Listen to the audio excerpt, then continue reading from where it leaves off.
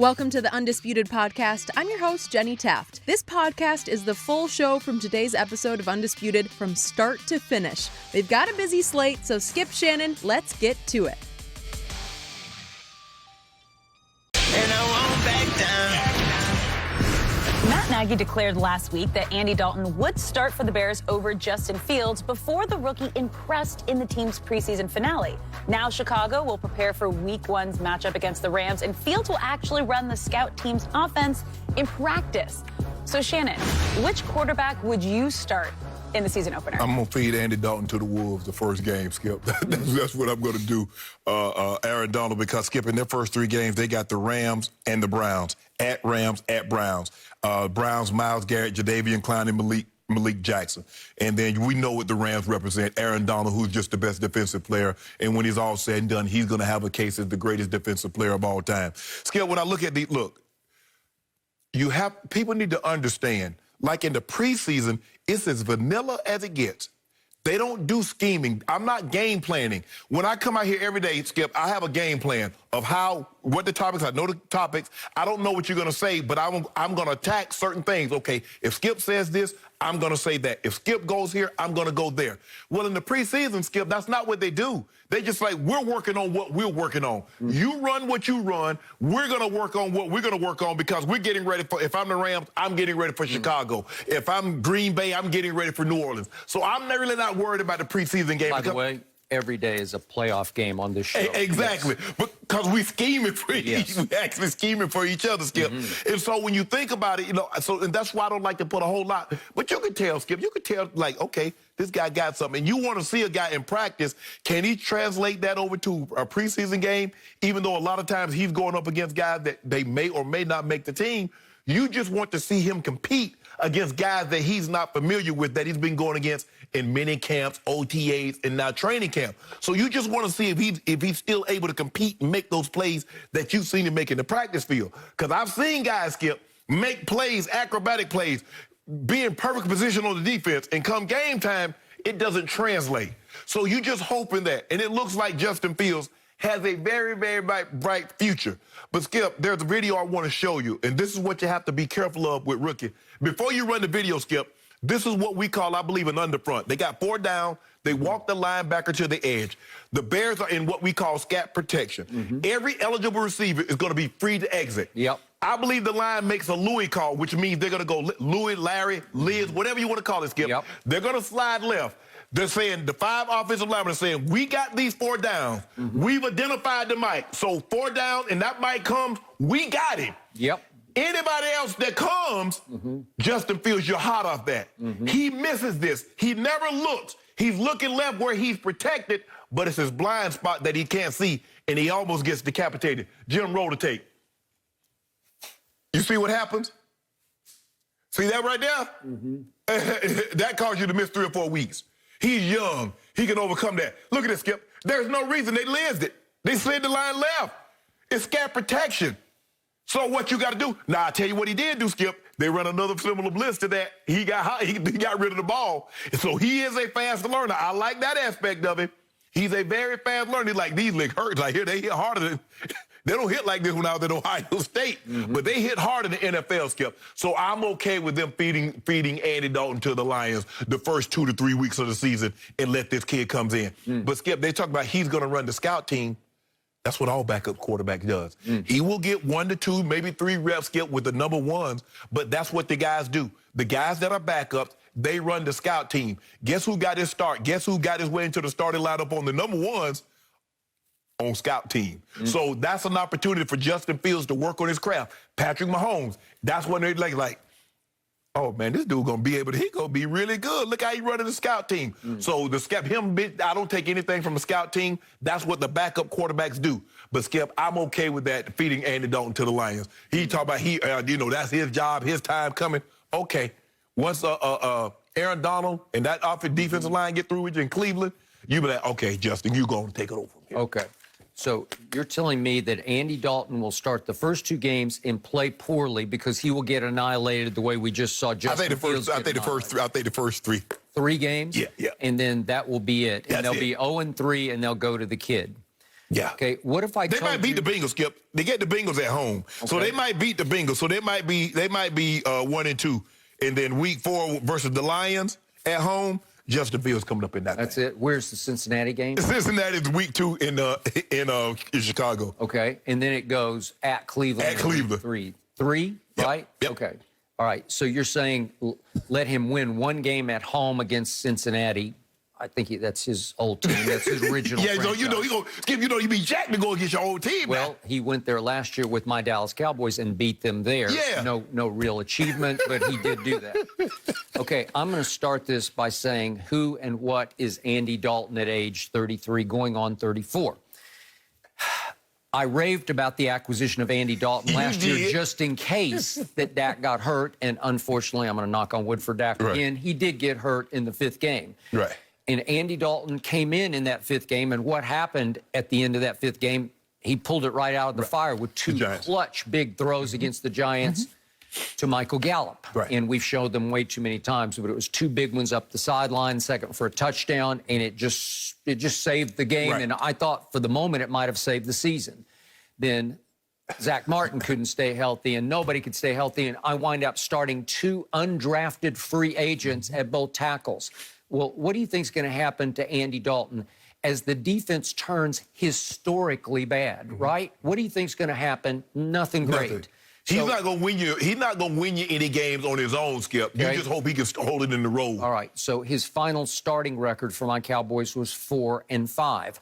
I'll even give him the one that the game he saved against the Giants, and Dak did get the win because he started the game. Correct. But let's give Andy that one. So let's say he was 5-5. Okay.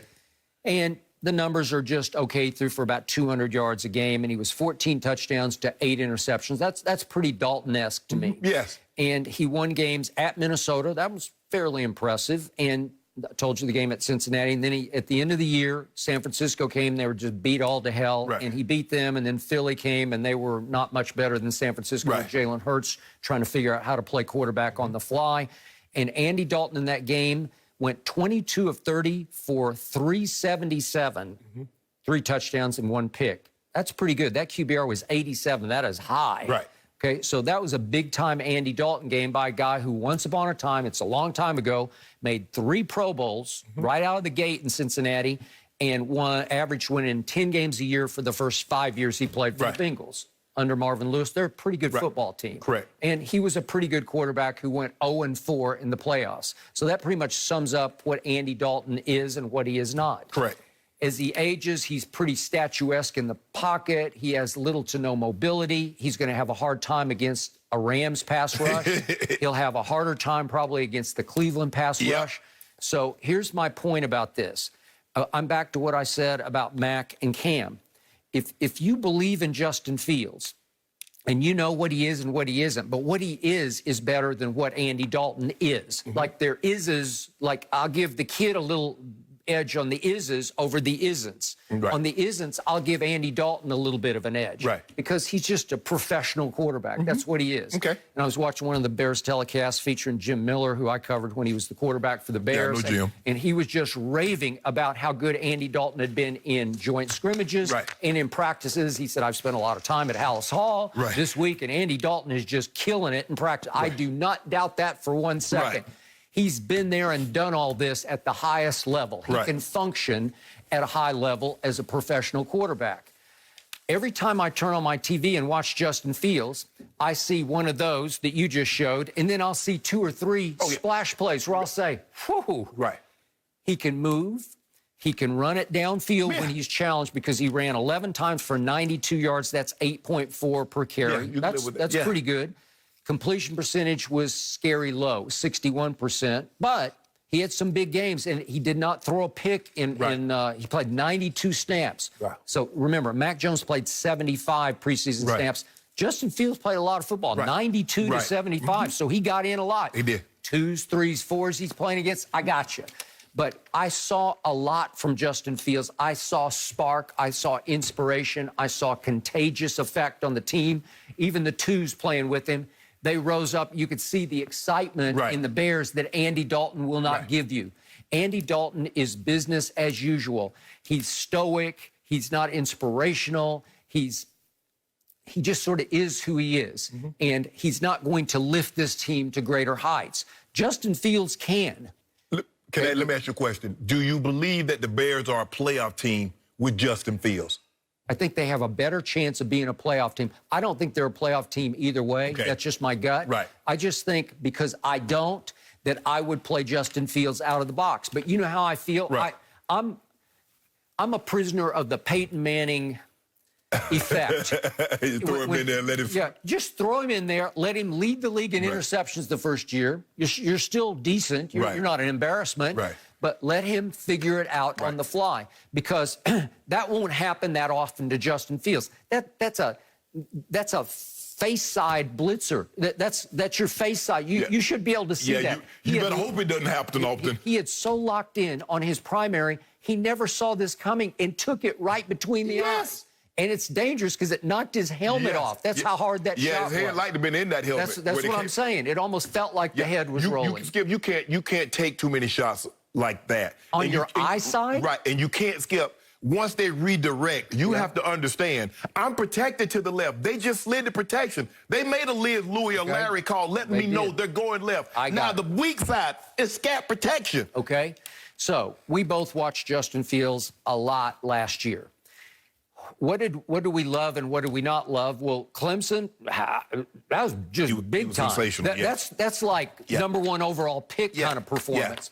And Northwestern, the Big Ten championship game, not so much. Indiana. It was Indiana was not terrible, but it was. Listen, Northwestern was just flat out ugly. Where it was an eyesore for me, and it gave me pause. And it's why I had some doubt going in about Justin Fields.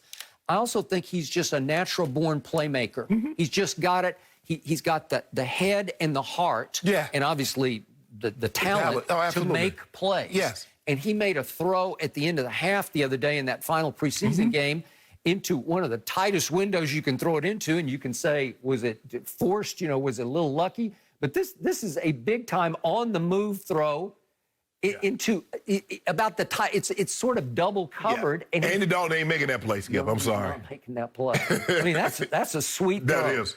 Okay, are we talking about playing with back? Yes, everybody in the field at that point will not be in the starting lineup. Right. But that showed me the kind of playmaking that I'm saying, again, is he going to be at risk to get beat up? He might be, because they have some offensive line issues. They're terrible, Skip. They're terrible. Okay, I'm not going to go to terrible, but they got big issues. Yeah, no. And yet, sometimes when you can move a little bit, even though you're going to be running for your life, I like his chances to make my team better than I like Andy Dalton's at this stage in his career when he doesn't move at all. But also, you remember what happened to Andy Dalton at Washington last year? Talking about losing your head, he about got his knocked off. Skip, the thing is that I worry about sometimes that when you have a mobile, athletic quarterback and you have a bad offensive line, sometimes he runs himself into trouble as to thinking he's running himself out of trouble. Okay. So he runs from something on the backside only to run himself into something on the front side. Okay. If you look at the guys, Skip, that have been sacked the most in history, it's more mobile quarterbacks. It's the Michael Vicks. It's the Randall Cunninghams. It's the guys that have mobility that think they're escaping something over here but run themselves into something over there. Now, obviously, Tom Brady, playing 22 years, Skip, I mean, if he just gets sacked 15 times a year, it's going to add up. But if you look at guys that didn't play nearly that long, they get say like, what, dang. But I just think, Skip, and I do believe Justin Fields is going to be a very good player.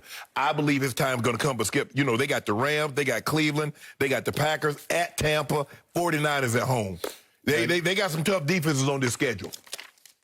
I think the kid is so gifted, I throw him into the fire, and if I don't, I'm stunting his growth, because I don't want to wait on this, because then you're marking off the days until, oh, well, it's game 8. Maybe we can play the kid now. Skip, I believe that I believe you can do more damage by starting a quarterback too early as opposed to waiting too long. So that's what David Carr would be the prime example of that, because he took a hellacious. Yeah, you can't take 76 sacks your rookie year. Because he probably never recovered, but he never got to play with a decent football team. Well, it was too late then, Skip. Once you get hit 76 times, you lose it for the rest of your life. I think Justin Fields would figure it out, and I would go forward because I believe he is the future of the Bears, and the future should be now.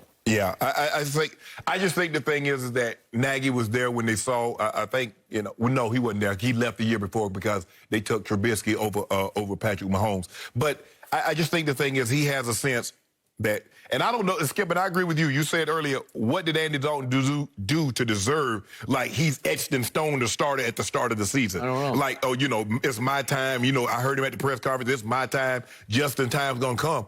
I'm like, bro. I was a little surprised he said that. I'm like, bro. Well, Justin said all the nice things about Andy. He supported Andy. Don't boo him. Right. You got there a couple of months before I did. You know more entrenched in this team than I am. Yep. Okay. So two rookie quarterbacks. You believe all 5 rookie quarterbacks should start. I do. Trevor Lawrence, Zach Wilson, Trey Lance, and Mac Jones. You believe that, and Justin Fields. You believe all of them should start. Peyton Manning. Yes, Skip. But you have to understand, Peyton was a 4-year starter. Peyton was a guy that started breaking down film. It wasn't no Peyton, they holding up cards, would do this, do that. That was all Peyton. So he's a little more advanced than any of these quarterbacks that we're talking about right now, Skip. All right, guys, we're sticking with the quarterback conversation because the Dolphins seem happy with Tua, despite reports they could be in the market for Deshaun Watson if he becomes available. When asked about acquiring players who may need a fresh start in their careers. Now, Miami's head coach Brian Flores shared the team's philosophy. Take a listen. But I think when we are, Chris, myself, a coaching staff, when we're talking about a player or players, we're always trying to do what's best for the Miami Dolphins and the organization. And there's a lot of variables there. We want a group that's tough, that's smart, that's competitive, that loves to play, that's team first. I think those are the types of guys we're looking for. Look, we have a high standard for the people we have in the organization, so I don't get into last strikes or anything. We just we want the people with high character and throughout the building. So, Shannon, do you believe Flores is indicating he does not want Deshaun Watson? No, that's football talk. Right now, the Houston Texans are asking a king ransom. Now, once they drop that price tag, we're going to be able to make this move. Skip, I don't believe had Deshaun had any of this around him, I don't believe he's going to go. Basically, now this is what I believe the trade is. You want Tua, and you want 3 first-rounders and 2 twos. Now, the Rams they swapped quarterbacks and 2 ones.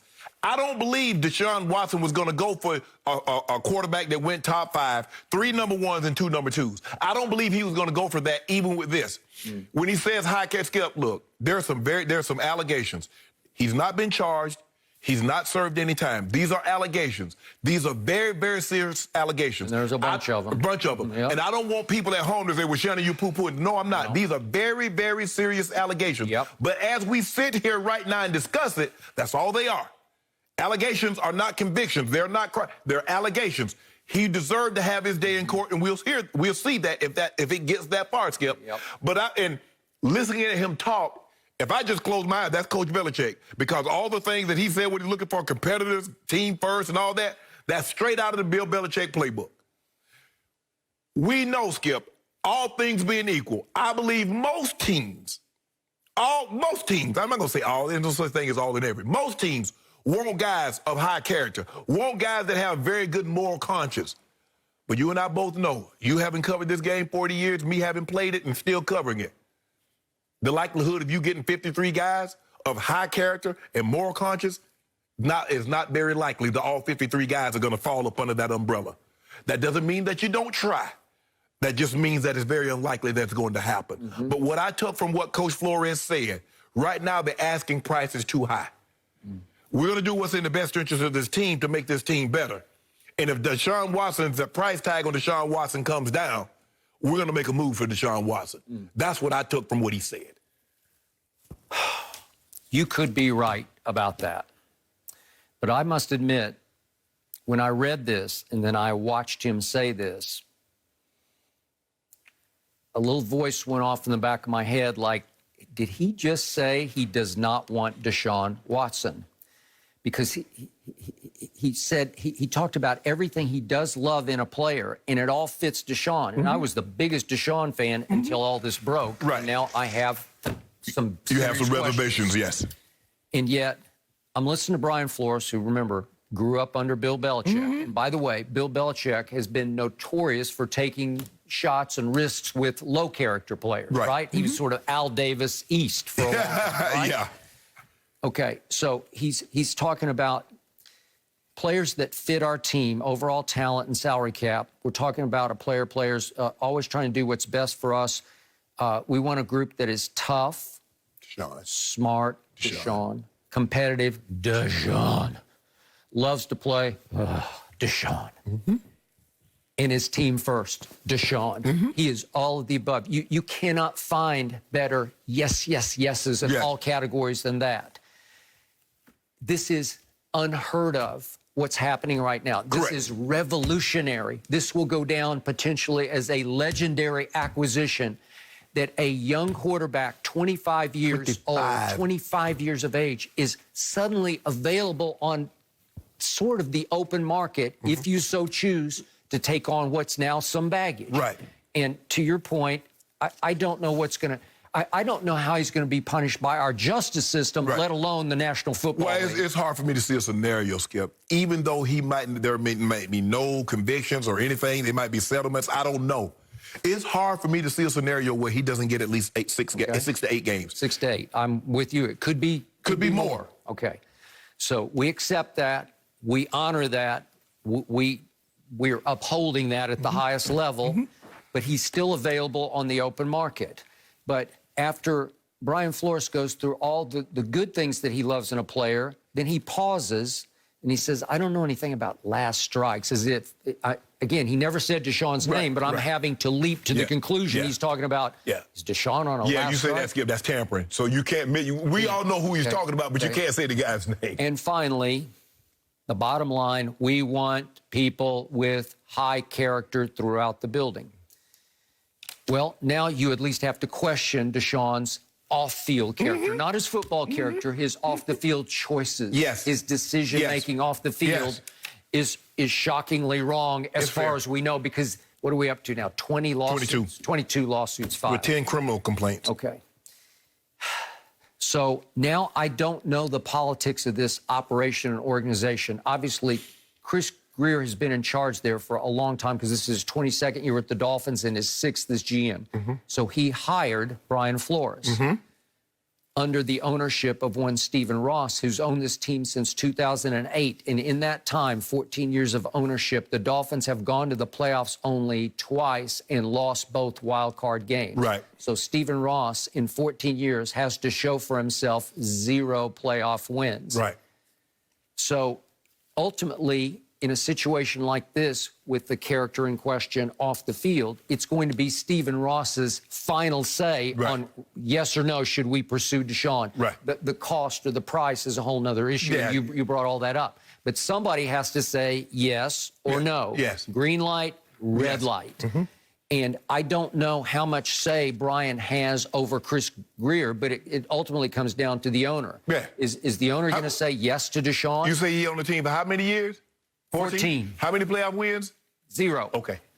And so you're saying yes? Yes. Okay. I'm saying they're going to say yes once the price comes down. Okay. They're not giving up 2 or 3 first rounders and 2 2s, Skip. That's not going to happen. Maybe 2 and 2 1s, because I believe they still have some of that in their arsenal. They still have that package to give up. But I don't believe they go 2 or 3 1s and 3 2s. I don't believe that's given the circumstances. Like you said, Skip, we don't know. Could it be 8 games? Could it be the entire season? But I believe he's probably going to be on the commissioner's exempt list this year, for certain. Okay. So it still came across to me that Brian Flores was sending a signal up the ladder to Chris Grier, and at the top, obviously, Stephen Ross, saying, hey, I don't love this idea, because I want high character, and I'm not sure this is high character off the field.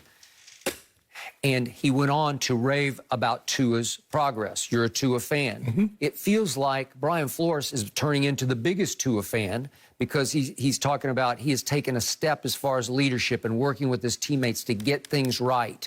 he has made some very good strides. What was the most shocking quarterback change of the year last year? Yeah. What was the one that just blew all our minds? Right. They're 3-3 with Ryan Fitzmagic, and out of nowhere, he goes with Tua. Right. And Fitzpatrick is still talking about it. Like I still can't wrap my head around what he did because nobody saw it coming. The locker room did not love it. Correct. But the head coach said, I'm going with that kid because I believe in that kid. And they played okay the rest of the way and finished 10-6, but missed the playoffs. Right. Yeah, they should have. Look, I think they could have possibly won an extra game if Fitzmagic played, Skip. But for whatever reason, like you said, he decided that, okay, I've seen enough. I know my ceiling with this kid. Is he digging in with Tua against the idea of Deshaun? I don't believe so. I don't know. That's how it came across as me. No. And I'm not inside the operation. You've heard Coach talk before. You know Coach talk. I do know Coach talk, and that seemed like a pointed comment that he made that was directed toward Deshaun. I'm not saying that general managers and head coaches and owners don't have a conscience. But in the pro sports, it's all about wins and losses. Yep. And if you give an owner a chance to say, okay, this guy, he might, he has some questionable behavior or he's less than pristine characteristic-wise, but he gives us a better chance to win, they're taking those guys. Jerry Jones, Bob, Mr. Kraft, Al Davis was notorious for it. Al Davis would take it. If they let him out on San Quentin on a Sunday to play football, he'd be driving the bus up there to get him and bring him back to play for the Raiders.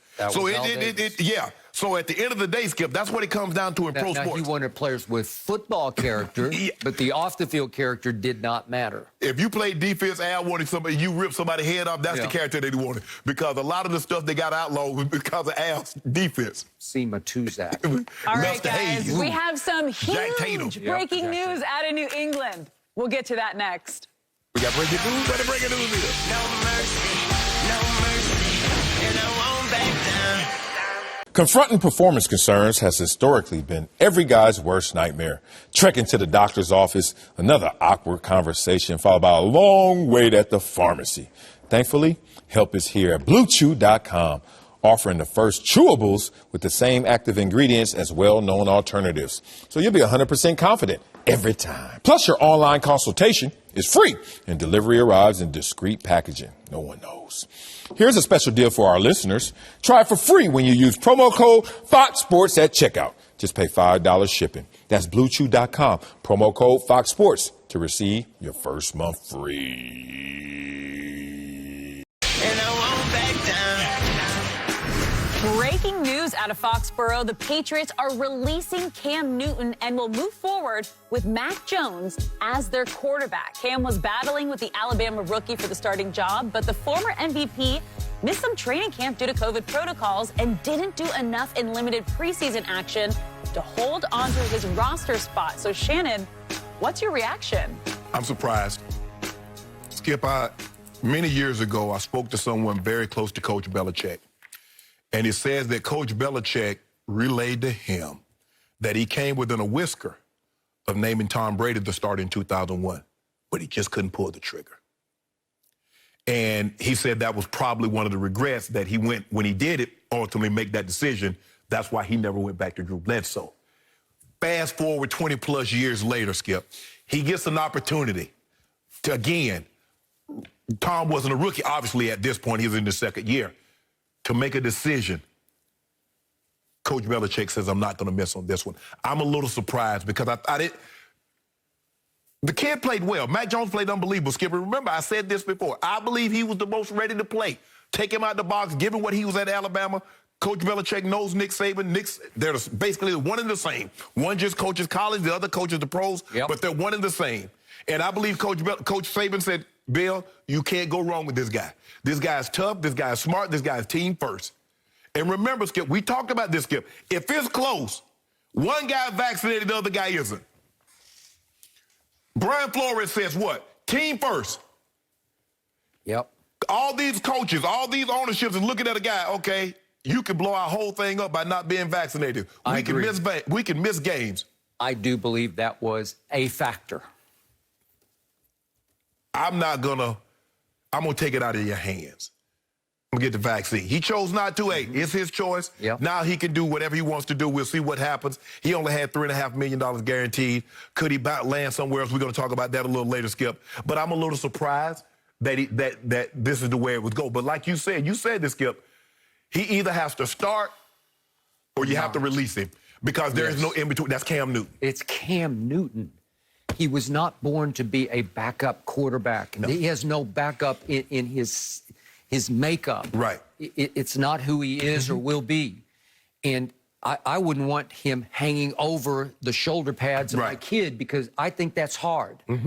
So to me, I'll go, I'm surprised but not shocked because I've been telling you from the start, I'm just watching this kid play and he's better than I thought. Yes. And I thought Cam played very well in his preseason stint. I did too. The kid played a little better. You couldn't ask the kid to do more than he kept doing. Right. And then he got his one moment in the sun against the Giants on a Wednesday joint practice scrimmage. Right.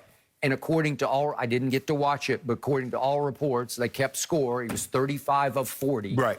He lit it up. And lit up the Giants so badly, they actually game planned for the Thursday. So they could put him back in his place, right? Yeah. Because they were so embarrassed by what he did to them. Correct. And it got to the point where at the end of the practice, with the New England media looking on, Belichick walked down the sideline to where the kid was kneeling because he was worn out because it was hot and humid up in the Northeast. And he reached down and kind of high-fived and low-fived him. Right. And you brought the point. You think he ever did that to Tom Brady? And I'm a big no on that. That was almost like a blessing from above. He blessed this kid. And this kid is everything Belichick loves. He's obviously a hard worker, doesn't say a lot, shows up. He was even game planning himself against the New England defense by watching tape of its defense for practices. So it's what's not to like. And he's more of Belichick's cup of Gatorade because he's right out of the Brady mold. He is definitely Brady-esque. There's going to be a little dinking and dunking going on. But after the first stint, the first night I watched him, it looked like he was Dak throwing with a pulled muscle, you know, softball throwing. And then all of a sudden, second game, third game, I started to see a little bit of juice on the throws to the point where I said, you know what, that'll work. And Cam will not work as your backup. And I've told you this several times. I have too much respect for him. It's not what he was meant to be at age 32, is to stand there. And I think Belichick is saying, gee, ultimately Cam just can't help it. He's going to make some waves on social media about how he should be playing. And remember that cryptic post to his, loyalty, comma, I deserve it. He later said, this is about my kids. It was a personal thing that I posted. You said you bought it. Fine. It very well could have been. But it's one thing you don't do within the Patriot way. You don't even appear to be taking a shot at the head coach because the head coach could interpret that as you're saying, I owe you this? And Skip, what I didn't understand about Cam, you missed time last year because of COVID. You leave. It's just reason inconceivable to me. That you wouldn't get the vaccine knowing Coach Belichick, like, availability is an ability also. He's like, you missed time last year. You go away, you have to be gone for 5 days, and you still haven't got the vaccine. What happens? We're in the middle of the season, Skip, and you're gone for 14 days if you get COVID. Can I trust you? Can I count on you? No. You make it very easy. Skip, remember I said, Skip, if it's close, one guy's vaccinated and the other guy isn't. Guess which one I'm choosing? Okay. So to back up just how good this kid has been, I'm going to repeat these stats from Pro Football Focus, your favorite website. His overall grade, Mac Jones, in 3 preseason games, was the best that they have ever scored for a rookie quarterback in a preseason, better than Patrick Mahomes in 2017, and the best that they've scored since they started in 2013. Okay. I'll buy that. I'll take that to my bank. And he also led all quarterbacks of any year this preseason in passing grade on 10-plus yard throws. His downfield throws, they were on the mark, on the money. And his turnover-worthy rate led all of football in the preseason because it was 0%. Right. He threw not one ball that they graded as turnover-worthy, whether it was picked or not. Right. And he had no picks, obviously. Okay, those are all bankable by Bill Belichick. Good, great. Right. And in the end, I kept telling you, my eye test tells me this kid is just playing at a little higher level. And then we had the great Rodney Harrison, as we talked about earlier in the show, guy you know very well. I do. Guy I respect highly. And his line on Cam Newton was, he's older, he's stuck in his ways, and his best days are gone. And he characterized last year from Cam as super inconsistent. It was. Okay? He didn't lie. Belichick said, I know it's scary because Cam might be a little more trustable in those first 2 or 3 games. Right. But you're saying the future is standing right in front of you. So back to your Brady story, your anecdote, it's standing there hitting you right between the eyes, and you just say, okay, I got to close my eyes and plunge. Right.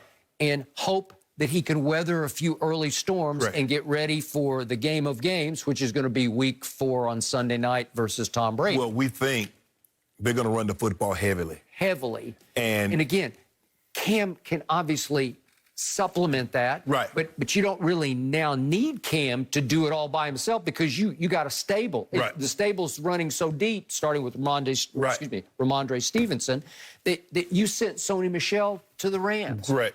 So you don't need Cam's legs. You need Mac to throw from the pocket when called upon. Yes. But maybe they won't throw. Maybe they'll throw 20, 25 passes. Yeah, well, Skip, it's going to be heavy play action because when you can run the football, play action is your best friend. And with Hunter Henry, Jonnu Smith, Kendrick Bourne, they went out and got this offense some weapons. They re-signed Trent Brown, put him at right tackle. They got Isaiah Wynn. So and the defense is going to be better. They got Zeus Hightower to come back in there. Did. They re-signed Kyle Van Noy. Yep. If and when Stephon Gilmore comes back, now you're talking about Stephon Gilmore, J.C. Jackson. That defense is really going to be outstanding. But now that I'm looking at it, Skip, I'm surprised. But like you, I'm not shocked because, you did take the guy in the first round, the 15th pick. He is your guy. Skip, that's the thing. That's his guy. He was not loaded. I don't know why, even if Cam was taking a shot at the Patriots, loyalty is not what the Patriots do. They don't do it. He doesn't do it. No, they treat this like college. After 4 years, Skip, you're getting up out of there. It's the next guy. That's like Coach Belichick. Every day you get graded. Every year you on the hot seat. Ain't no, oh, he signed a 4-year deal. There ain't no guarantee with that. Okay, so you made the point. Belichick could take a little credit for taking Cam off the scrap heap, so to speak, and sort of reviving his career. Right. But in the end, the real credit is here. Right. Oh, yeah. Because you didn't take him in the 6th round, but all those teams had a shot at Mac Jones up high, and they all passed. So he fell, as you say, out of heaven into your lap all the way down at 15. So it feels almost Brady-esque in that he fell so far as a potential top of the draft pick. Correct. Right? Yeah. Okay, so Belichick can take credit for that because now he has his quote-unquote Brady. And Skip, when I'm looking at the games, and I, like you, watched all the games because I'm interested to see, and I'm seeing them like, well, damn, they sure let Mac throw a little bit more than they're letting Cam throw. But I'm thinking like, well, we know what we got with Cam. Cam can throw the football. Okay, we just going to get Mac because we need to get Mac ready just in case something happens to Cam. I didn't really think like, well, damn, Mac threw 52 times, Cam only threw 21 times. But I believe there are a lot of things in play here, Skip. It's hard for me to believe to just dismiss Cam not being vaccinated. You can't dismiss that the rookie did play good. Maybe he exceeded Coach Belichick's expectations in what they thought they would get out of Mac Jones. And so with this, wow, this is the first shock wave. It's not going to be the only shock wave because I'm sure there are going to be a lot of other named players that get released, but it's going to be hard-pressed to have a bigger name being released than Cam Newton. This was the story of the preseason, and now it has become times 10 the story of the preseason, and we'll talk later about where does Cam go from here, because it's going to be tough. But I'm going to conclude with this point. I do believe Cam would have given the Patriots a better chance to beat Brady in the Week 4 game on that Sunday evening, his return to Foxborough. Cam has always played not just well, he's played great against Tom Brady and kind of had Tom's number. So he gives you a little better shot. But I also believe that Belichick's thinking is it would be far more satisfying for Belichick to beat Brady with Mac Jones than it would be with Cam, for whom he can't take all that much credit, right? Because when Cam has beaten Brady in the past, it's been because he was a Panther, right? Correct. Okay. Yes. So in the end, I think Belichick's saying, I got to damn the torpedoes here. If it requires me having to struggle a little bit, I still feel like I can win more games. And I told you last Friday, I thought Mac could win 10 games with this team, and I had Cam, I believe, at 9 games. And that's it, Skip. Coach Belichick. Well, look, all through the preseason, Coach Belichick says Cam is the starter, Cam is the starter. After the Sunday game, he says we got a lot of positions to evaluate. Yeah. So all of a sudden, he didn't give him that ringing endorsement that he had. Remember last year, Skip, every game, no matter how bad Cam played, Cam's the starter, Cam's the starter, Cam's the starter. We'll let you know if something changes. He didn't give that ringing endorsement after the Giants game, but I just like this Coach Belichick playing coy. Yep. You know, this is what Coach Belichick does. He doesn't like to give you a whole lot of things. He's like, hey, I'll give you information when I deem it's appropriate. Well, he just gave you a bombshell. He gave us a bombshell. And Skip, you said it. Where does Cam Newton go from here? We're going to dive into that next. No mercy, no mercy, no mercy. And I won't back down. And I won't back down. Sticking with our breaking news out of Foxborough, the Patriots are releasing Cam Newton and will move forward with Mac Jones as their quarterback. Cam was battling with the Alabama rookie for the starting job, but the former MVP missed some training camp due to COVID protocols and didn't do enough in limited preseason action to hold on to his roster spot. So, Shannon, what's next for Cam Newton? I don't know what's next for Cam Newton, but I know Coach Saban got, now we know why he went on the national championship. He got 3 quarterbacks that was on the same team that's starting, Skip. Mac Jones, Tua, and Jalen Hurts. Were all on the same team and all starting in the NFL on current roster. And he got about 5 receivers that was on that team that's also starting. That explains it. And the running backs. Skip, I don't know. I don't know what's next for Cam. I really don't. It's his choice. Now he can do whatever he wants to do. We'll see what happens. He only had $3.5 million guaranteed. Could he land somewhere else? We're going to talk about that a little later, Skip. But I'm a little surprised that this is the way it would go. But like you said this, Skip, he either has to start or you have to release him because there is no in-between. That's Cam Newton. It's Cam Newton. He was not born to be a backup quarterback. No. He has no backup in his makeup. Right. It's not who he is or will be. And I wouldn't want him hanging over the shoulder pads of my kid because I think that's hard. So to me, I'll go, I'm surprised but not shocked because I've been telling you from the start, I'm just watching this kid play and he's better than I thought. Yes. And I thought Cam played very well in his preseason stint. I did too. The kid played a little better. You couldn't ask the kid to do more than he kept doing. And then he got his one moment in the sun against the Giants on a Wednesday joint practice scrimmage. And according to all, I didn't get to watch it, but according to all reports, they kept score. He was 35 of 40. He lit it up. And lit up the Giants so badly, they actually game planned for the Thursday so they could put him back in his place, right? Because they were so embarrassed by what he did to them.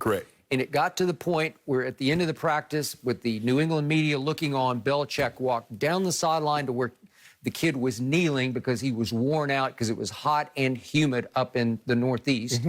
And he reached down and kind of high-fived and low-fived him. And you brought the point. You think he ever did that to Tom Brady? And I'm a big no on that. That was almost like a blessing from above. He blessed this kid. And this kid is everything Belichick loves.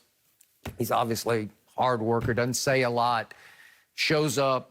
He was even game planning himself against the New England defense by watching tape of its defense for practices. So it's what's not to like. And he's more of Belichick's cup of Gatorade because he's right out of the Brady mold. He is definitely Brady-esque. There's going to be a little dinking and dunking going on. But after the first stint, the first night I watched him, it looked like he was Dak throwing with a pull muscle, softball throwing. And then all of a sudden, second game, third game, I started to see a little bit of juice on the throws to the point where I said, you know what? That'll work. And Cam will not work as your backup. And I've told you this several times. I have too much respect for him. It's not what he was meant to be at age 32, is to stand there. And I think Belichick is saying, gee, ultimately Cam just can't help it. He's going to make some waves on social media about how he should be playing. And remember that cryptic post of his, loyalty, comma, I deserve it. He later said, this is about my kids. It was a personal thing that I posted. You said you bought it. Fine. It very well could have been. But it's one thing you don't do within the Patriot way. You don't even appear to be taking a shot at the head coach, because the head coach could interpret that as you're saying, I owe you this. And Skip, what I didn't understand about Cam, you missed time last year because of COVID. You leave. It's just reason inconceivable to me. That you wouldn't get the vaccine, knowing Coach Belichick, like, availability is an ability also. He's like, you missed time last year. You go away, you have to be gone for 5 days, and you still haven't got the vaccine. What happens? We're in the middle of the season, Skip, and you're gone for 14 days if you get COVID. Can I trust you? Can I count on you? No. You make it very easy. Skip, remember I said, Skip, if it's close, one guy's vaccinated and the other guy isn't. Guess which one I'm choosing? Okay. So, to back up just how good this kid has been, I'm going to repeat these stats from Pro Football Focus, your favorite website. His overall grade, Mac Jones, in 3 preseason games, was the best that they have ever scored for a rookie quarterback in a preseason, better than Patrick Mahomes in 2017, and the best that they've scored since they started in 2013. Okay. I'll buy that. I'll take that to my bank. And he also led all quarterbacks of any year this preseason in passing grade on 10-plus yard throws. His downfield throws, they were on the mark, on the money. And his turnover-worthy rate led all of football in the preseason because it was 0%. He threw not one ball that they graded as turnover-worthy, whether it was picked or not. And he had no picks, obviously. Okay, those are all bankable by Bill Belichick. Good, great. And in the end, I kept telling you, my eye test tells me this kid is just playing at a little higher level. And then we had the great Rodney Harrison, as we talked about earlier in the show, guy you know very well. I do. Guy I respect highly. And his line on Cam Newton was, he's older, he's stuck in his ways, and his best days are gone. And he characterized last year from Cam as super inconsistent. It was. Okay? He didn't lie. Belichick said, I know it's scary because Cam might be a little more trustable in those first 2 or 3 games. But you're saying the future is standing right in front of you. So back to your Brady story, your anecdote, it's standing there hitting you right between the eyes, and you just say, okay, I got to close my eyes and plunge and hope that he can weather a few early storms and get ready for the game of games, which is going to be week 4 on Sunday night versus Tom Brady. Well, we think they're going to run the football heavily. And again, Cam can obviously supplement that. But you don't really now need Cam to do it all by himself because you got a stable. The stable's running so deep, starting with Ramondre Stevenson, that you sent Sony Michel to the Rams. So you don't need Cam's legs. You need Mac to throw from the pocket when called upon. But maybe they won't throw. Maybe they'll throw 20, 25 passes. Yeah, well, Skip, it's going to be heavy play action because when you can run the football, play action is your best friend. And with Hunter Henry, Jonnu Smith, Kendrick Bourne, they went out and got this offense some weapons. They re-signed Trent Brown, put him at right tackle. They got Isaiah Wynn. So and the defense is going to be better. They got Zeus Hightower to come back in there. They re-signed Kyle Van Noy. If and when Stephon Gilmore comes back, now you're talking about Stephon Gilmore, J.C. Jackson. That defense is really going to be outstanding. But now that I'm looking at it, Skip, I'm surprised. But like you, I'm not shocked. Because, you did take the guy in the first round, the 15th pick. He is your guy. Skip, that's the thing. That's his guy. He was not loyal. I don't know why, even if Cam was taking a shot at the Patriots, loyalty is not what the Patriots do. They don't do it. He doesn't do it. No, they treat this like college. After 4 years, Skip, you getting up out of there. It's the next guy. That's like Coach Belichick. Every day you get graded. Every year you on the hot seat. Ain't no, oh, he signed a 4-year deal. There ain't no guarantee with that. Okay, so you made the point. Belichick could take a little credit for taking Cam off the scrap heap, so to speak, and sort of reviving his career. Right. But in the end, the real credit is here. Right. Oh, yeah. Because you didn't take him in the 6th round, but all those teams had a shot at Mac Jones up high, and they all passed. So he fell, as you say, out of heaven into your lap all the way down at 15. So it feels almost Brady-esque in that he fell so far as a potential top of the draft pick. Correct. Right? Yeah. Okay, so Belichick can take credit for that because now he has his quote-unquote Brady. And Skip, when I'm looking at the games, and I, like you, watched all the games because I'm interested to see, and I'm seeing them like, well, damn, they sure let Mac throw a little bit more than they're letting Cam throw. But I'm thinking like, well, we know what we got with Cam. Cam can throw the football. Okay, we just going to get Mac because we need to get Mac ready just in case something happens to Cam. I didn't really think like, well, damn, Mac threw 52 times, Cam only threw 21 times.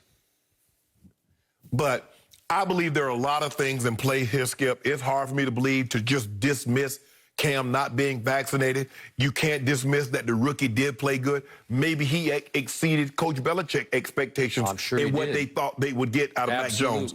And so with this, wow, this is the first shock wave. It's not going to be the only shock wave because I'm sure there are going to be a lot of other named players that get released, but it's going to be hard-pressed to have a bigger name being released than Cam Newton. This was the story of the preseason.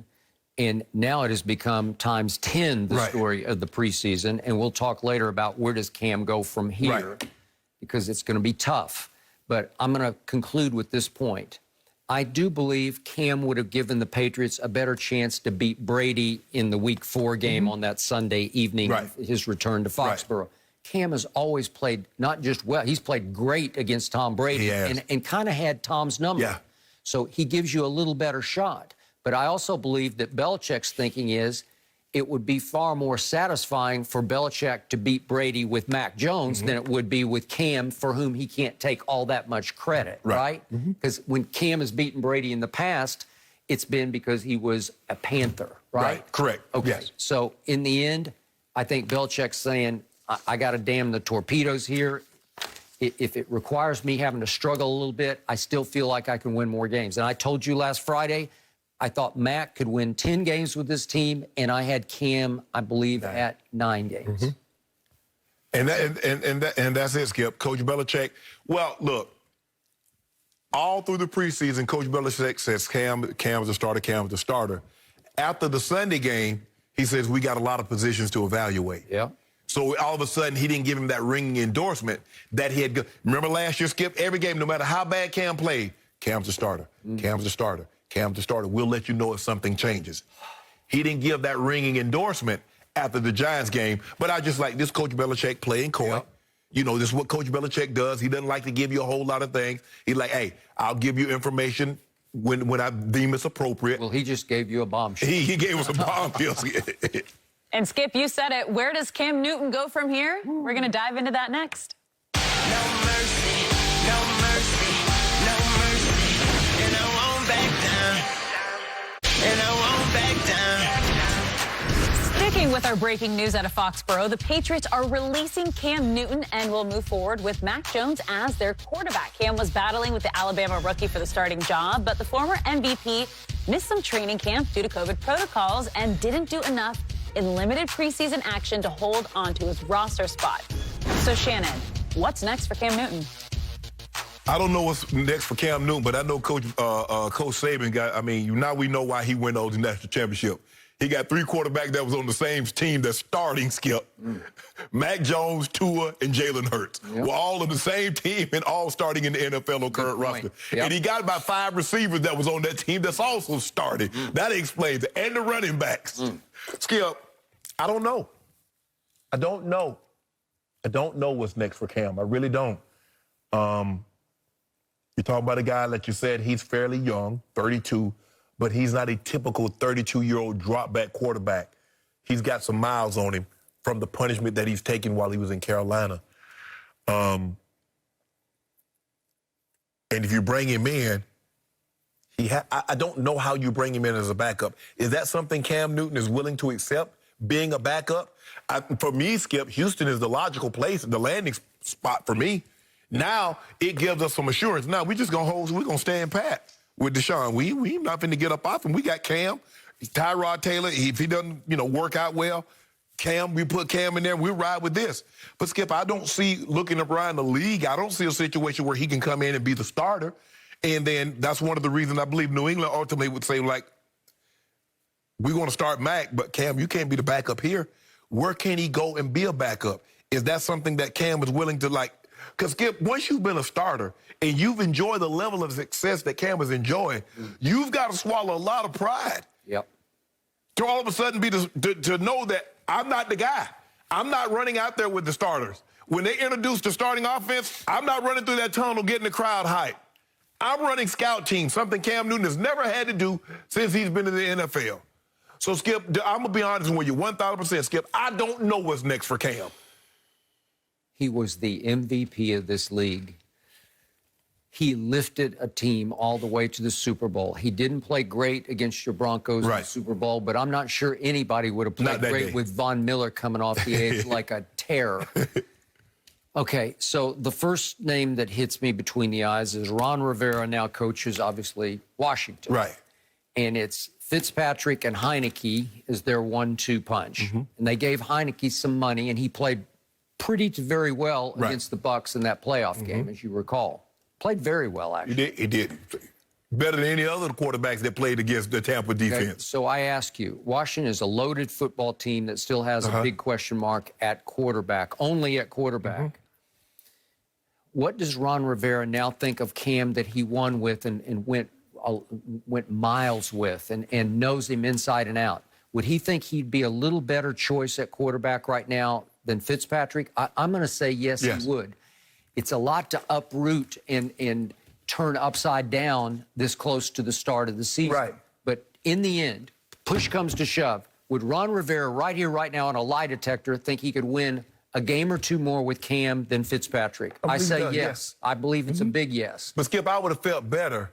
Cam was a free agent all of last year. And look at the option that they had in Washington, and Coach Rivera didn't buy it. Did not. Okay, your Denver Broncos have struggled at quarterback, and you thought maybe Aaron Rodgers would land there, and he's a Packer. Right. I think he's going to be a Packer for life, but that's a whole other issue for another day. Okay. So it comes down to Drew Lock, another Elway choice that's iffy at best. Correct. And Teddy Bridgewater, whom they acquired, obviously, from Carolina. Yep. Is Cam right here, right now, better than Teddy Bridgewater? Would he win one more game than Teddy could as the Broncos starting quarterback? I'm a yes on that. Okay. I'm not the biggest Bridgewater fan, but while Teddy won't get you beaten, he'll play. He's sort of Dalton-esque to me. He'll play pretty well in every game, but it won't really get you anywhere. Right. Cam can get you somewhere because Cam's still capable of having that at Seattle game where he throws for 397. But here's the thing, Skip. Now you have to bring him in and a whole new system he's going to have to learn. To turn your whole franchise upside down for Cam this close to the start of the regular season is pretty scary and daunting, and most of these teams probably wouldn't do it. Right. Okay, so you mentioned the Texans. I don't know where they're going. I don't know what they're doing. It's still hard to know even what Deshaun's fate is going to be. Right. But would Cam be better than Tyrod right now? Right. Yeah, I think he'd win a game or two more. I think it gives him a little more security. I think it's like, okay, well, they're straight. If Tyrod doesn't work, Cam gets Cam up to speed, learn the offense. So now we're not in a rush.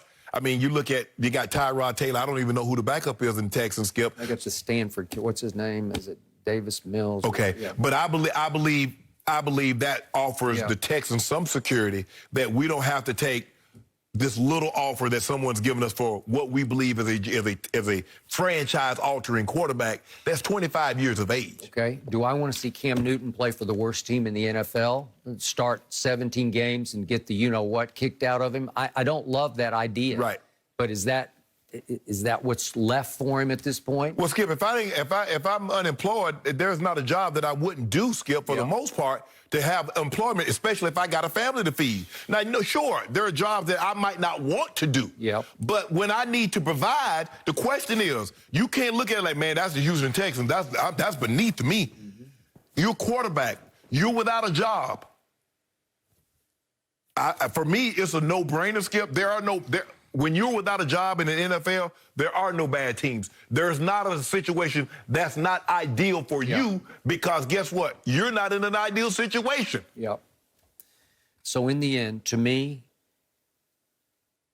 if we're talking about being a backup quarterback, Cam Newton is like too good for his own good because he's too good to be a backup. He is overqualified, especially at this stage and age of his career, just to suddenly say, I'll be a backup.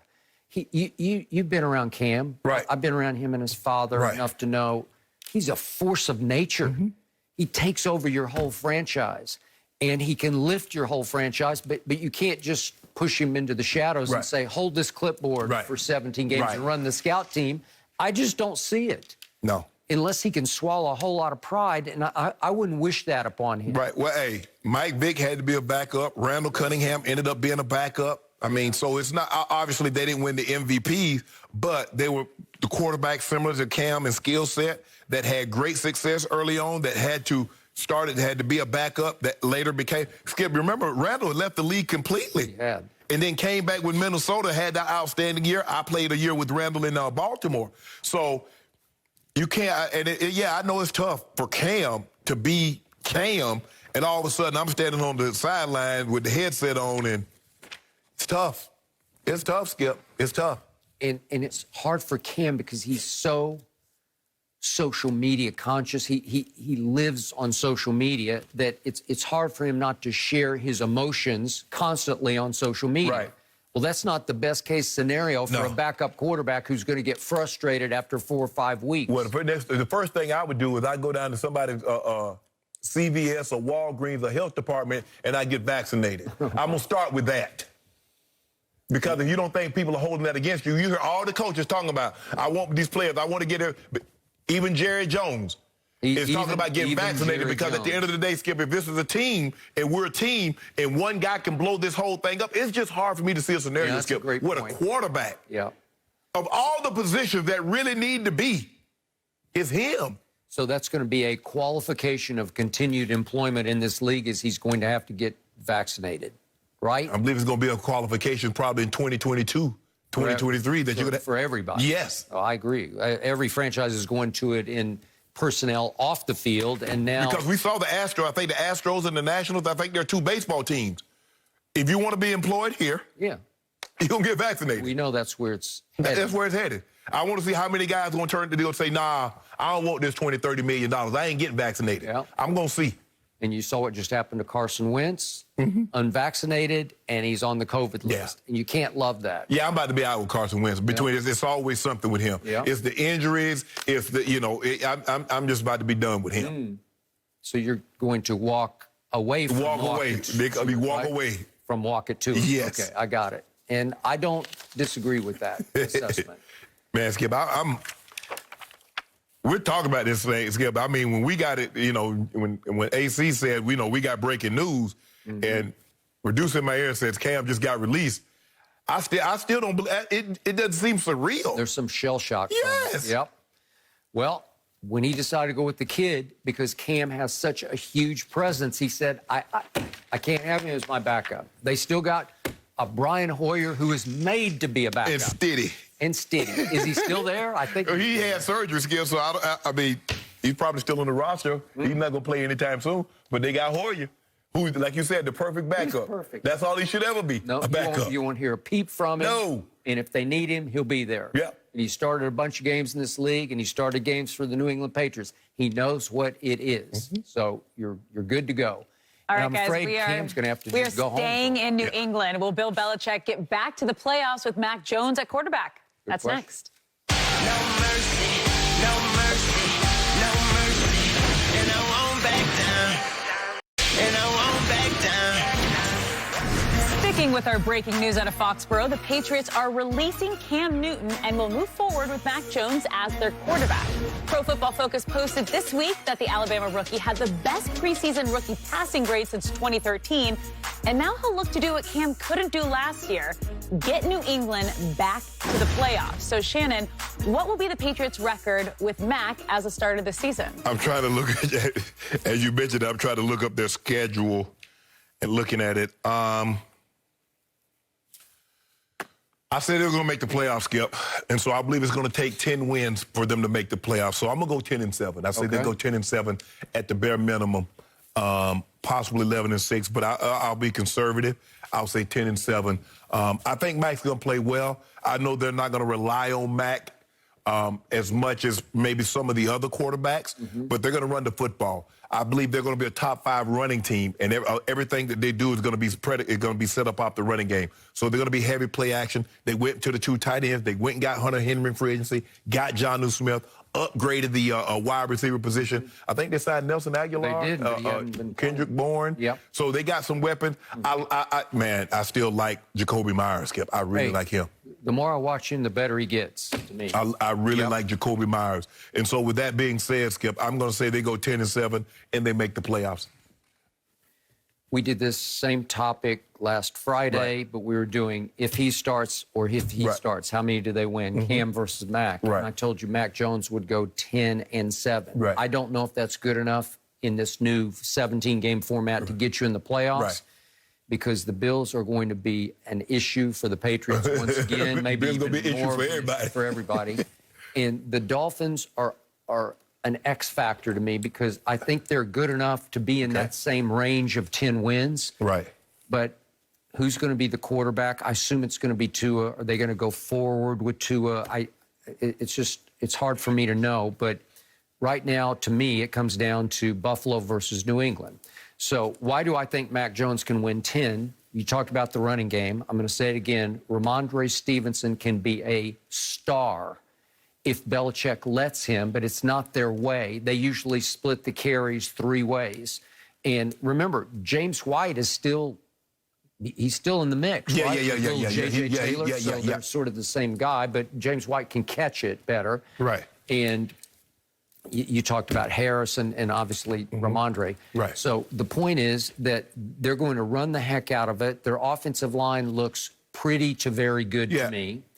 The front 7 has really impressed me on defense more than I thought it would because I think they will really be able to bring some heat and rush the passer in ways they did not last year. Matthew Judon looked really good in the preseason. Really good. And Chase Winovich is coming along, and they got a cast of dozens, it seems like, coming from all sides in their pass rush. So they're deep and talented in getting after the quarterback. What surprised me is that the secondary, without Stephon Gilmore, looked suspect to me through the preseason. It's still hard because a lot of 2s are playing.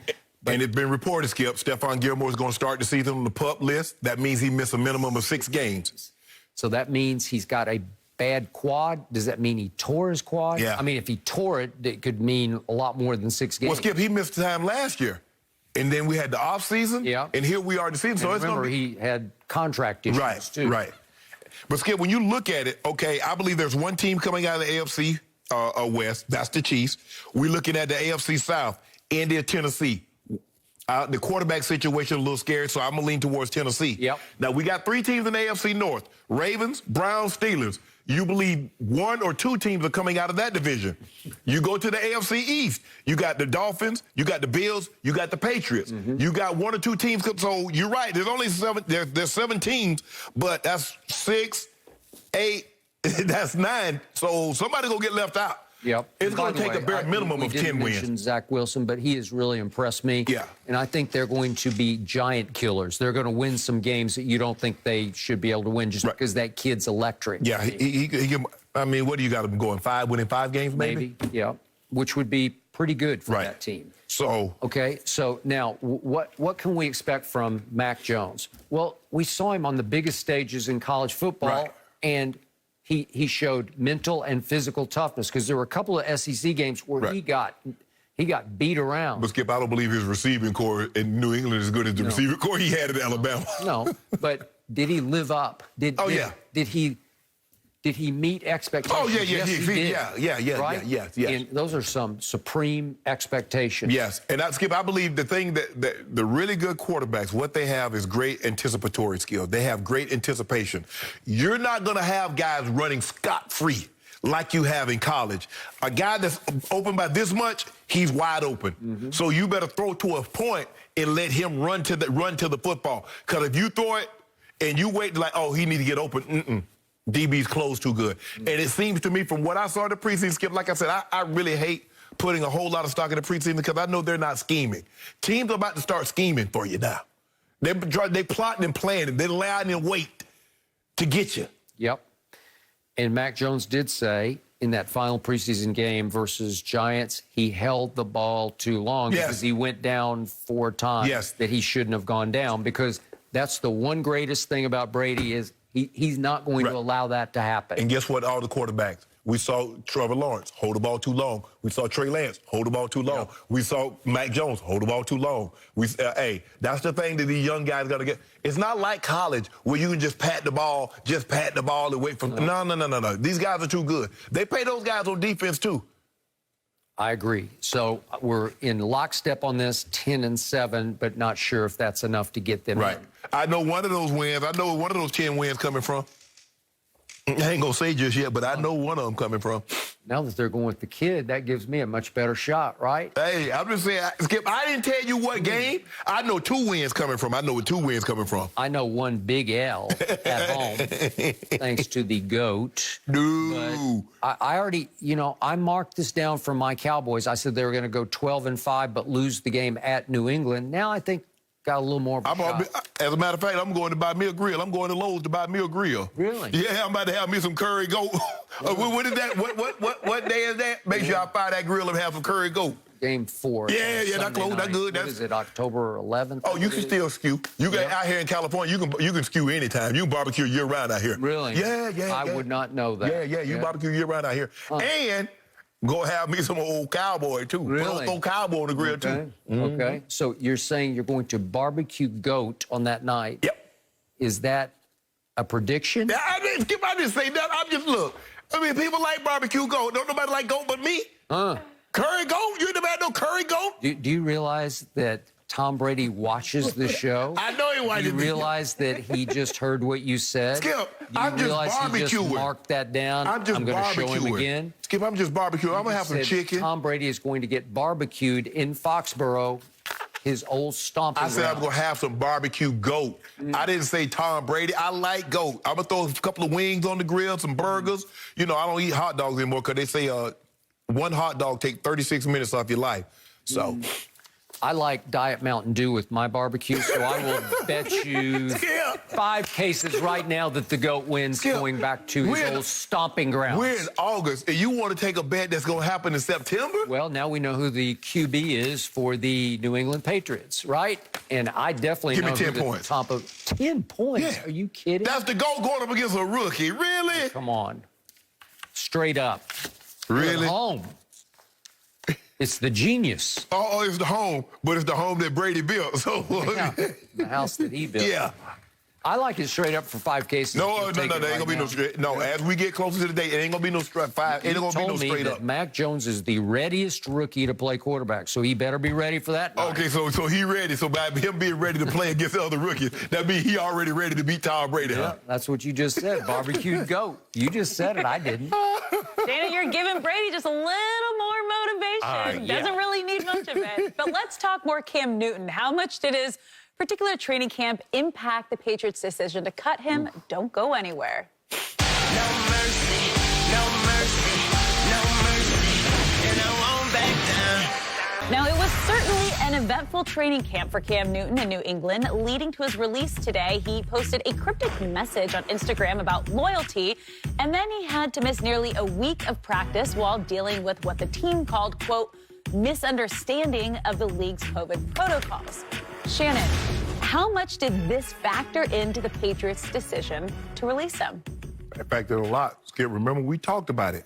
I said, Cam, you're giving this kid an opening. Yep. Instead of giving him 2 reps, you're giving him all the reps. Yep. And what did he do with it, Skip? Coach Belichick walked by him. He's down on one knee. Coach Belichick low-fives him. Great job, kid.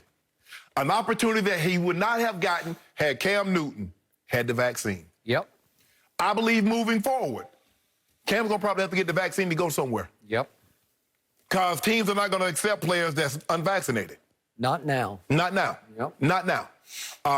The kid played well. Let's not diminish. The kid played well. The kid had to put pressure on Coach Belichick to make this decision.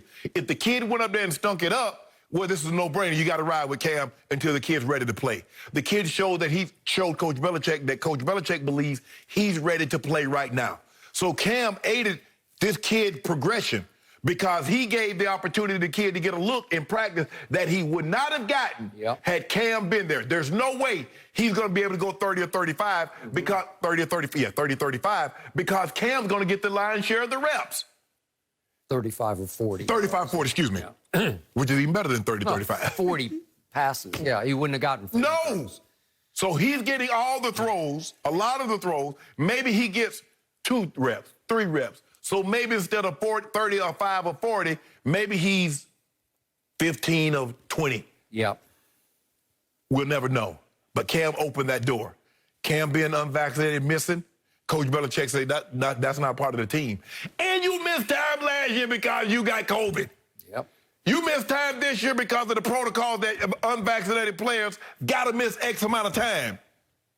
And you still like, nah, you know.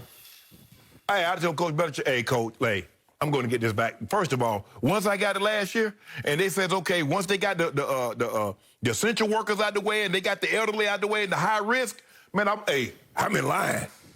O'Shea in line. I'm in line. I'm calling around there. Okay, well, who got this? Skip, I drove all the way down by USC campus because that was the closest one I could find. Yep. And I'm down there and got it. Got the last one the beginning of April. And guess what? I'm going to get that booster, too. I'm going to get that booster. Yeah, I'm going to get it. Because I like going places. I got to protect the people that's here, Skip. You and I, we're income. These people that work here to work the cameras that gear us up and do hair and makeup, they hourly. I get them sick, they ain't got no employment. I'm sitting home, get COVID, I'm still going to get paid. I can't put them people at risk like that. By the way, here at Fox, we are still mandatory masks. Yes. Just for the record. I can't put the people... We're still on kind of a skeleton. Yes, we are. Studio. So I'm thinking about them. I ain't thinking about me. I'm good. Yep. I'm thinking about the other people that I'm working with. But, Skip, I think that's going to be the case. I think Cam's going to have to get vaccinated, and I think Cam giving this kid an opportunity. Remember, we talked about Drew Bledsoe got hurt, gave this kid an opportunity. Kid ain't looked back. Dak Prescott got his job house, Skip. Tony Romo got hurt. Kid ain't looked back. You can't give these kids. That's why these veteran quarterbacks. Why you think Tom Brady taking kneel downs? Why you think Peyton Manning took kneel downs? Drew Brees. Skip, I'm not trying to give you any more looks at this kid than absolutely necessary. You watch him in scout team, but you won't watch him get real reps with the receivers that I normally throw to. No. And Cam opened the door, and this kid stuck his foot in the door and walked right on up in it. He pretty much ran through it. He did. And kept on running. Yes. And with Belichick, for Cam Newton at age 32, he needed to maximize his ability to hold on to this job. Yes. Even though he was the incumbent. And Belichick said from the start, it's Cam's job. He said Cam at every juncture until after the third game. And then he said, I have a decision to make. Yes. I have a lot of decisions to make, but you knew that was the biggest decision. So I completely agree about the vaccine, the COVID. And then I'm going to hark back to that one post. And this is... I just know the Belichick way, the Patriot way, where he wants everybody to be no more than a cog in the system. Tom Brady was the greatest cog in that system ever. But he was still just a cog. Right. He was treated like a cog. That's how he treated. We know he was more than that, but that's how Coach Belichick treated him to keep everybody else in place. Well, Skip, if I treat the best player, arguably in NFL history, if I treat him that way, what do you think everybody else is going to think? Man, you see how he talked to Tom? Yeah. What you think he going to talk? How you think he going to talk to me?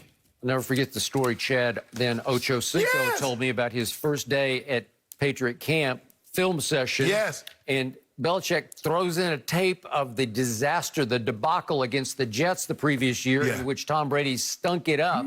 And Belichick took the tape apart and took Tom Brady all apart in front of the entire team. Which is unheard of. And Chad was like, what?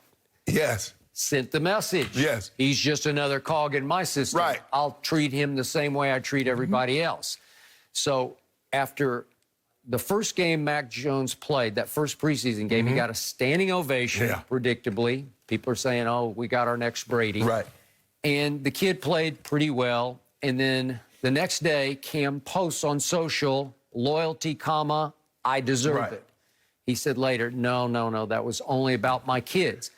Trust me, Bill Belichick is thinking, what is that about? Right. Because it's not the Patriot way to even suggest that you're aiming a comment at the head coach, or at Patriot Nation. Who is the least loyal head coach in NFL history. But he's almost saying, hey, Patriot Nation, I deserve some loyalty because I was the starter last year. And they're like, yeah, we missed the playoffs. Yeah, right? exactly. Okay. After making the playoffs every year for the last year in a row, for the last decade whatever plus. It was. 20. Well, they missed the 2000, one. It was 2008, but right. 29 Matt on through. Castle went 11-5, and they missed the playoffs. Yes. Okay, so it was a cryptic comment, and I don't think it sat well with Bill Belichick. Cam's problem with Belichick was Cam is a force of nature. Cam is about showmanship, and I always found him highly entertaining because it's who he is. It's just from his heart. It's just the way it makes him better to be a showman because it fuels his own fire, but it's not the Patriot way. Right. And I told you the other day, as small a thing as it was, and I didn't have a big problem with it, I feared Belichick might have a problem with how it's just showmanship. Remember, he sort of trotted after. Walking out, Mac Jones, and he said, high five. You got to dap me up, too. Right. Don't, up. And he's walking down the bench. She's walking down the bench. And it became something of a spectacle post-game because it got played on shows. Right. We talked about it. Again, no big thing, except in the Patriot way, it's not the Patriot way.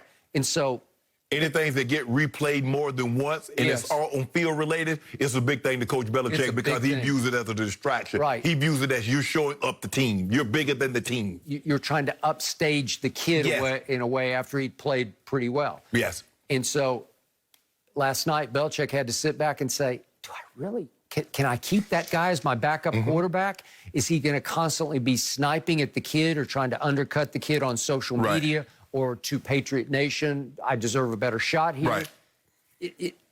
You can't keep Cam. Right. It's one or the other, but not both. Right. You can go forward with Cam as a starter, no problem. Mac Jones would sit and never say a peep. You wouldn't hear a peep out of him as the backup. I think, Skip, it's hard to lose your job and be a backup as opposed to going in knowing I'm a backup. See, if Cam goes somewhere else, he automatically knows, Skip, I'm a backup. So it's easy. But when you get beat out for the job and you got to be there like, I'm a backup. And then all the things, coach, like, man, I'm better than him. I'm better than him. Man, I'd have made that play.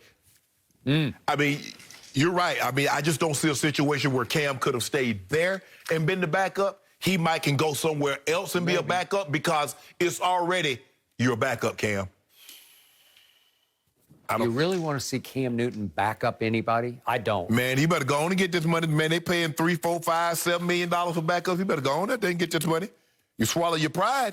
You better swallow your pride about that vaccine and talk about I got my personal reasons. Now, if you want to get on up out of it, you want to go on back home, you made enough money, you good, you content with that, hey, I ain't going to begrudge you. But, bro, I'm telling you, these 32 teams are making it abundantly clear they want guys that's vaccinated. Could you see Cam in television? Commentating, analyzing, breaking down plays and tape? Quarterbacks normally... Skip, quarterbacks, whatever it is, they always stay PC. They stay above the fray. They don't like to criticize because they know what it's like to be in the position because they played the most criticized position in pro sports. Yep. And so they normally like very, very, very, very vanilla. Yeah. I think that's why most of them go do the color. Because, you got to be positive. Everybody's good. Everybody's going to the Hall of Fame. You can't do what you and I do because you got to offer harsh critiques, harsh analysis, and sometimes it's going to get upset. Now, the further you get away, the easier it is for you to do because a lot of these guys you will not have played with. Yep. But right away, it's hard. It's really hard. It wasn't hard for me. It wasn't hard for me. Took you a little while. It was hard for me. Hey. Okay. I think that way you like it, but, when I came in there and bust you up on your old show. You remember that? I don't remember. It was trending. Bust Skip up. Really? Yep. I think because you tweeted it. Well, I tweeted whatever happened, it was trending. Yes.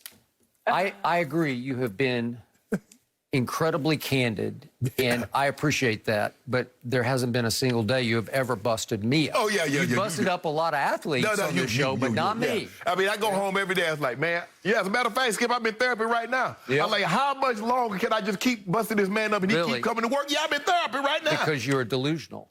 No, the debate continues, guys. We are switching gears to the NBA. Can Rajon Rondo get LeBron another ring in You're LA? delusional about That's this. next.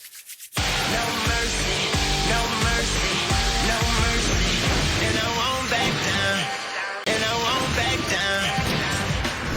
Rajon Rondo plans to rejoin the Lakers on a one-year, $2.6 million deal after clearing waivers. Rondo is a two-time champion and four-time All-Star who's now been on 3 different rosters since being a part of the Lakers team that won the bubble title in 2020.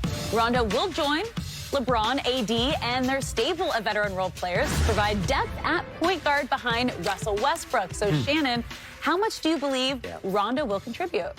He'll contribute more than he contributed with the Clippers. Skip, you know what? Funny. I don't know about you, Skip, but I've been places, and I walk in there, and I was like, you know what, homeboy, this ain't for me. I'm going to bounce. You're like, man, what's wrong, man? We just got here. I said, nah, I'm just not feeling it. Rondo got to the Clippers.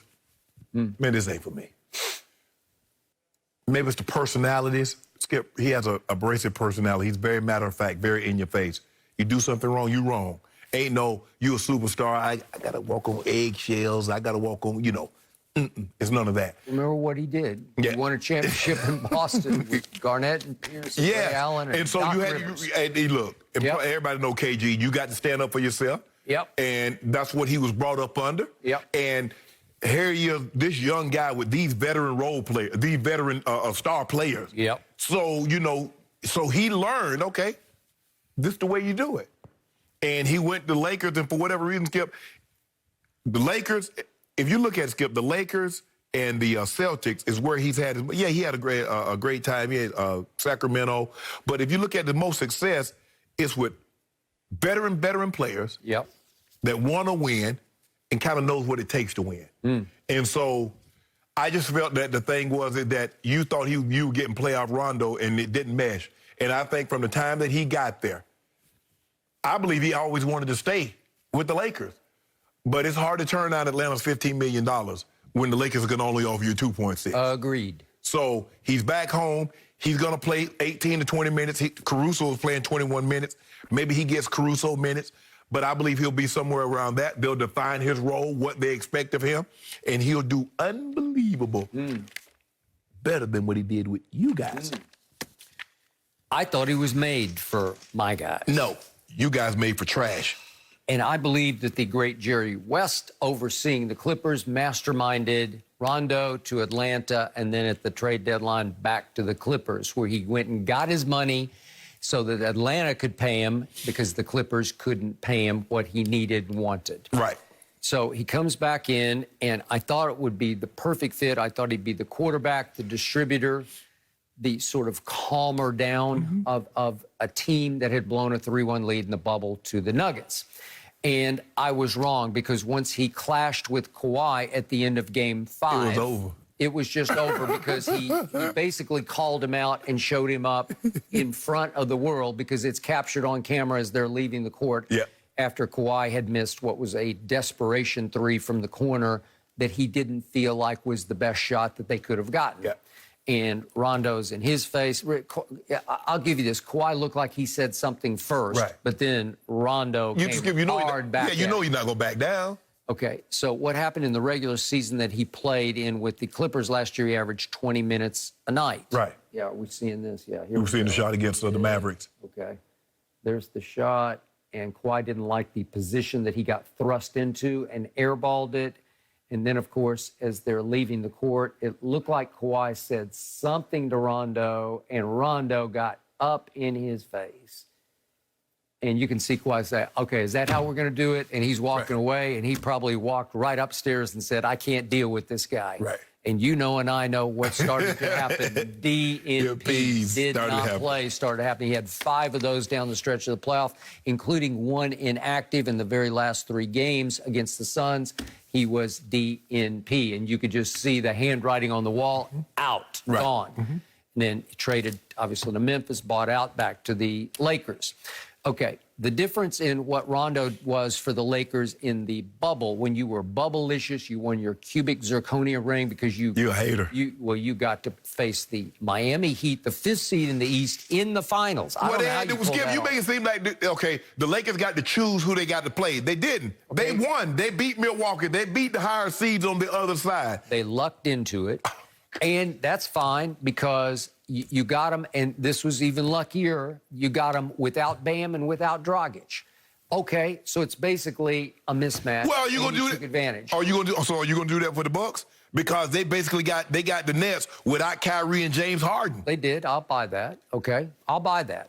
But Rondo became your unsung MVP because in games 2 and 6, the closeout game, he made 3 out of 4 threes in both games. I was shocked, and they were big, crucial, game-turning, game-saving But he had played threes. well in the regular season for us. You made it seem like he just all of a sudden just came alive in the playoffs. Yeah, I understand the nickname, but he was playing well during the season. I give you that. But who wasn't there in the regular season? Who wasn't there in the playoffs? Russell Westbrook. Yeah. Another force of nature, a solo act. We're going to make it work. All of a sudden, you have 2 point guards who are both as hard-headed as you can be. Both of them they're going to do it their way, not your way. They both think they know it all, and they know a lot. Yeah. Because Russell Westbrook has averaged triple-doubles for the last 5 years. That's impossibly great. Rondo is extremely high IQ, and he will be the first to tell you he's extremely high IQ. That is a collision course. That is a recipe for disaster because if he played 20 minutes last year, the Lakers, he played 21 minutes during the regular season. But look what Russ did last year for the Wizards. He played a career-high 36 minutes. In the playoffs, he played 37 minutes a game. We're gonna bump that down. You're going to bump it down? Bump it down. Says Shannon Sharpe to Russell Westbrook. Sacrifice. If Russell's watching right now, he's rolling his eyes saying, yeah. You want minutes or you want rings? That's the question you got to ask yourself. You want minutes or you want rings? He wants TDs, as in triple doubles. Skip, what is that? Okay. Need to play. Skip, he's got 184 triple doubles. What are the championships to go along with that? Well, that's a great question. If you think about it, Skip, everybody that has those high triple doubles, Oscar, the Big O, Robinson, got a ring. He did. Magic got a ring. Yep. Okay. LeBron got a ring. Jason Kidd got a ring. So Russ is the only one that got all these triple doubles. Wilt, Larry, all these guys, they got a bunch of triple doubles. They got rings. Kobe, Jordan. Okay. Solo act. No. Very difficult to overcome and win with. This We Are the World. We bring a bunch of guys. He thinks he is the world. And now he thinks he is Laker Nation because he grew up a Laker fan. And all of a sudden, it's his team. It's not LeBron's team anymore. It's Russ's team. And if you try to threaten his minutes with Rondo, those two will clash. They might clash in practice. Ultimately, they might clash on the floor in games because if you're going to play Rondo, you're almost going to have to play him more as LeBron's backup, right? Yeah, that's right. Okay, so you want LeBron to play off the ball at the 2. So if you play, or can you even dare to play Rondo and Russ together? Because I think you're going to have to. Look, our job is to find a way that we get better as the season progresses so that once you hit the playoffs, you know your rotations and how it's going to be. That's what you do, Skip. We're going to win a lot of these games. The Lakers will win a lot of games for the simple fact they're going to be better. Okay. Do you think you can find 21, 22 minutes a night for Rondo? No, we're not looking to find him that many minutes. We're looking to find him somewhere between 17 and 18 minutes. We're looking to find Russ somewhere around 32, 33 minutes. Really? We're looking to find LeBron somewhere around 30 to 32 minutes. AD can get 35 minutes. It sounds like you're the coach of the Lakers, and I don't think you are. I like what you're saying, but again, how do you implement that with those two hard-headed point guards? Ring? Ring. Okay, you can talk rings all you want to Russ, but in the end, he only knows stats. I like stats. Yep. And hopefully you have the stats to go along with the ring, like my guy. See, my guy got the stats to go along with the rings and things. He's got 6 NBA Finals losses. That's okay, about to have 5 wins. Really? Really? Are you predicting that? We might have 5 wins with a 5 Finals MVP. Well, if he wins in spite of Russell Westbrook, if he wins by overcoming Russell Westbrook, that would put him in the GOAT conversation this year. That's what you're predicting. What you mean put us in the GOAT conversation? For the first time ever, you would actually have a legit place within the confines of the conversation. We've had a legit place. You could actually join the conversation because that would be highly impressive, and that is not going to happen. No. You know it, and I know it. Deep down, you know you can't overcome Russell Westbrook because Durant couldn't, and James couldn't, and Kawhi didn't. He had Which one of them guys is the GOAT? Paul George said, nope, I can't do it. Has anybody ever overcome anything with Paul George? Russ couldn't. They couldn't in Indiana. Kawhi couldn't. Yep. Oh, Kawhi had it, remember? Yes. Our 3-1 lead. You told me if Kawhi had stayed healthy, Clippers would have been in the finals, and then who knows what would have happened. That's also if the Lakers don't stay healthy, which they didn't. If the Lakers were healthy, you weren't going anywhere. Paul George looked a lot like playoff P to me last year. That's Man, you better stop it. Yeah. How you look against the Regardless Mavericks? how the Lakers season ends up, it is going to be must-watch TV with all of these names. But let's go back to the breaking news of the day. Could Cam Newton be headed down to Dallas? Don't go anywhere. No mercy, no mercy, no mercy, and I won't back down. Now, revisiting today's breaking news, Cam Newton is out of New England, and now the former MVP will hit the free agent market with just 2 weeks until the season opens. According to one report, the Cowboys will do their due diligence on Cam as they look to shore up their own backup quarterback situation. Earlier today, Dallas released 2 of its backups, Garrett Gilbert and Ben DiNucci, leaving Cooper Rush as the only insurance policy behind Dak Prescott. So, Shannon, should the Cowboys sign Cam Newton? Well, I think a lot of teams will do their due diligence as far as Cam and the benefits that he could possibly add to their team. But I don't see him going to the Cowboys without that vaccine.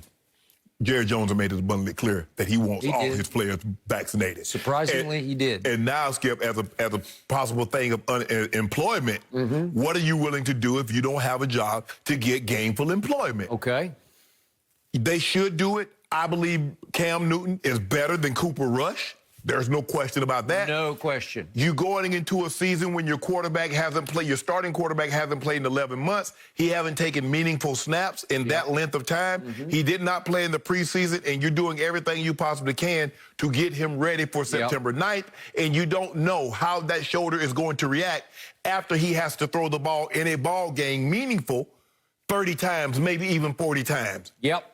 So I think this would be a good kick the tires. Let's see what's going on. See what Cam's. Are you comfortable being a backup? Dak is our unquestioned leader. Yep. There's no situation where you can come in and do anything. You could go 100 for 100 for 10 straight practices, and Dak is our starter. He's entrenched there. So you want to find out where his mindset is, what he's thinking, how he's feeling, and go from there. But yes, you should kick the tires. You should gauge the temperature and see where Cam's at. I'm ready to buy the car. Ah, man. I love this idea. Every once in a while, I hear something cold, and I just heard this cold, and I said, bingo. Do it, Jerry. This is perfect. Cam Newton was made to be a Dallas Cowboy. It is the greatest show on earth. It is the greatest showman owner on earth than Jerry Jones, and Cam is unto himself a great showman. Okay. Why not sign him now? Listen, I like Cooper Rush. I was trying to love Cooper Rush, and then I watched him in the final exhibition game the other day on Sunday morning out here in L.A. It was at 10 a.m., and he was putting me to sleep in that game. It's time for Cam Newton. It fits. It works because Dak has gone from being all-time durable to a little fragile. Am I right? Yeah. All of a sudden, I'm wondering, I don't know about the ankle, and that he had 2 surgeries on the ankle, and now we have some mysterious throwing arm injury that could plague him the rest of the year, to your point. Think about episode 5 of Hard Knocks, which would air a week from tonight.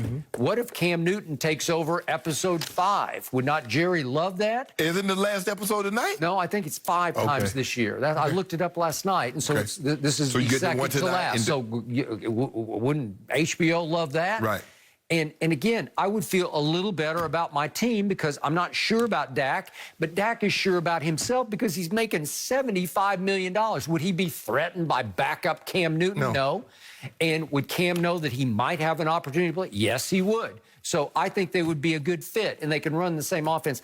Dak doesn't run much. He'll probably run less this year. I've always wished that he would run a little more. Right. But Cam would blend right into this offense. It would be just fine. It would be a great fit.